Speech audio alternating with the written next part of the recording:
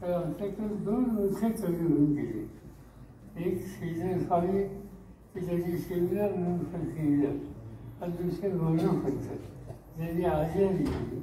आणि त्यामुळे गौरवपंतांच्या एखाद बारामतीच्या माध्यम जन्माचा लिहिल्याच्या नंतर आम्हाला आणखी त्याची वेगळी आवश्यकता नाही. रसिकांना अस्वस्थ करणारे काही सूचनाची कधी केल्या, काही वागण्याची कधी सुचवल्या.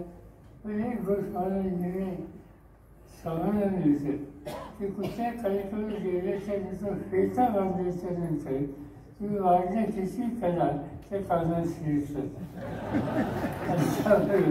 याच प्रकारे तुम्ही आधी फेटा बांधून फारसं काही शरीराच्या संबंधीचं प्रावधान करून ठेवलेलं नाही. त्यांचे काही प्रश्न आहेत, मराठी भाषेचे, मराठी जनांचे विचारायचे आहोत. त्या दृष्टीकडून जे काही करावं लागेल त्या अभ्यासाचे काही प्रश्न आहे. माऊली तुकोबा त्या सगळ्यांनी प्रचंड धन आपल्यामध्ये साहित्याच्या वाद्यातून, काव्याच्या वाद्यातून लिहून ठेवलेले ते आपल्याला फिर्या त्याचा आनंद उपभोगत असतो. आणि तेच काम आता या ठिकाणी चालू आहे.